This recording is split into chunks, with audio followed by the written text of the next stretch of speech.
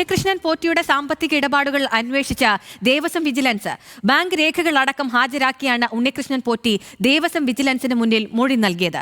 തന്നെ ആരെങ്കിലും പ്രതിക്കൂട്ടിലാക്കിയതായി കരുതുന്നില്ലെന്നും സത്യം പുറത്തുവരുമെന്നും ഉണ്ണികൃഷ്ണൻ പോറ്റി ആവർത്തിച്ചു.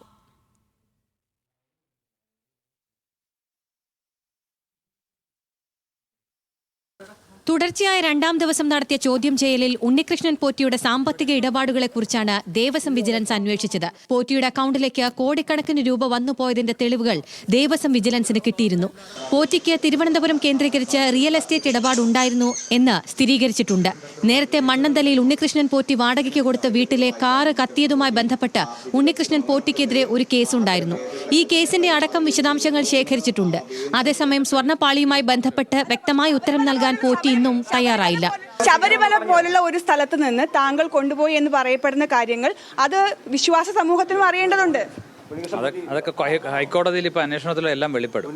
ആവർത്തിച്ചുള്ള ചോദ്യങ്ങൾക്ക് മുന്നിൽ തനിക്ക് സഞ്ചാര സ്വാതന്ത്ര്യം വേണമെന്ന് പറഞ്ഞ് പോറ്റി കടന്നുകളഞ്ഞു. സ്വർണ്ണപ്പാളി ആണോ അല്ല അതിൽ സ്വർണം ഉണ്ടായിരുന്നോ, സ്വർണം പുറത്തു പോയിട്ടുണ്ടോ, എന്താണ്? ഒരു സഞ്ചാര സ്വാതന്ത്ര്യം എനിക്കില്ലേ? നിങ്ങൾ ഇങ്ങനെ വളഞ്ഞിട്ട് ആക്രമിക്കുക ശരിയാണോ? ഞാൻ അങ്ങ് പൊക്കോട്ടെ. എന്തുകൊണ്ടാണ് ആ ഒരു സാഹചര്യത്തിലേക്ക് എത്തിയതെന്ന് താങ്കൾ കൂടി ആലോചിക്കണം. താങ്കൾ എപ്പോൾ നിൽക്കുന്നത് താങ്കളെ പ്രതിക്കൂട്ടിലാക്കിയത് താങ്കൾ സഹായിച്ച ആളുകൾ തന്നെയാണ്. എന്നെ പ്രതിക്കൂട്ടിലാക്കിയെന്നൊന്നും ഞാൻ കരുതുന്നില്ല. കാര്യം സത്യം തെളിയുമല്ലോ ഇന്നല്ലെങ്കിൽ നാളെ. സ്വർണ്ണപ്പാളിയുമായി ബന്ധപ്പെട്ട വിഷയത്തിൽ വരും ദിവസങ്ങളിൽ ദേവസ്വം ഉദ്യോഗസ്ഥരുടെയും ഉണ്ണികൃഷ്ണൻ പോറ്റിയുടെയും അടുപ്പക്കാരുടെയും മൊഴിയെടുത്തേക്കും. ഇതിനിടെ സ്വർണ്ണപ്പാളി വിവാദത്തിൽ സ്വന്തം ഭരണകാലയളവിലെ ദേവസ്വം രേഖകളെ തള്ളിപ്പറഞ്ഞ് മുൻ പ്രസിഡന്റ് എ പത്മകുമാർ രംഗത്തെത്തി. 2019 ചെന്നൈയിലേക്ക് കൊണ്ടുപോയത് സ്വർണം പൂശിയ ചെമ്പുപാളികളാണ്. സ്വർണമില്ലെന്ന് താൻ പറഞ്ഞിട്ടില്ലെന്നും പത്മകുമാർ ഇന്ന് മലക്കം മറിഞ്ഞു. 44 കിലോ സ്വർണം കൊണ്ടുപോയി. തിരിച്ചു കൊണ്ടുവന്നപ്പോൾ 38 കിലോ സ്വർണമേ ഉള്ളൂ. 6 കിലോ സ്വർണത്തിന്റെ കുറവ് വന്നു എന്ന് പറഞ്ഞു. അപ്പോഴാണ് ഞാൻ പറഞ്ഞത് ഇത് ചെമ്പ് പാളിയാണ്, ഇത്രയും തൂക്കം വരുന്നത് ചെമ്പ് പാളിയാണ്, അതിൽ പ്ലേറ്റ് ഇല്ലാന്ന് ഞാൻ പറഞ്ഞിട്ടില്ല. അത് പക്ഷേ അത് മാത്രമായിട്ട് വേർതിരിച്ചിട്ടാണ് അത് പറഞ്ഞിട്ട് എന്നെ ആക്രമിച്ചത്. യഥാർത്ഥത്തിൽ ഗോൾഡ് പ്ലേറ്റഡ് ആണല്ലോ, അല്ലാതെ ഈ പറയുന്ന പോലെ കിലോ കണക്കിന് സ്വർണ്ണമൊന്നും അതിലില്ല. 4 ദിവസം മുൻപ് ദ്വാരപാലക ശില്പത്തിൽ സ്വർണമില്ലെന്നാണ് പത്മകുമാർ പറഞ്ഞത്. ഞാൻ ഇത് കാണുമ്പോൾ അല്ലെങ്കിൽ ഞാൻ ചുമതല ഏറ്റെടുക്കുമ്പം ആ സ്വർണം മുഴുവൻ പോയി നിൽക്കുന്ന ചെമ്പുപാളിയാണ്. ചെമ്പുപാളിയാണല്ലോ യഥാർത്ഥത്തിൽ.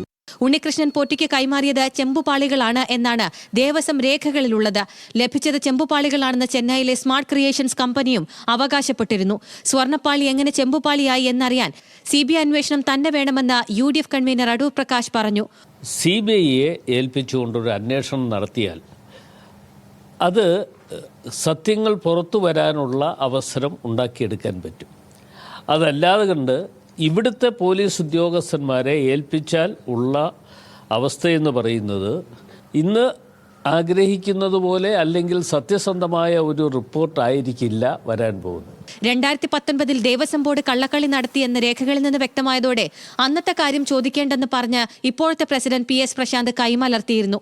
ന്യൂസ് മലയാളം, തിരുവനന്തപുരം.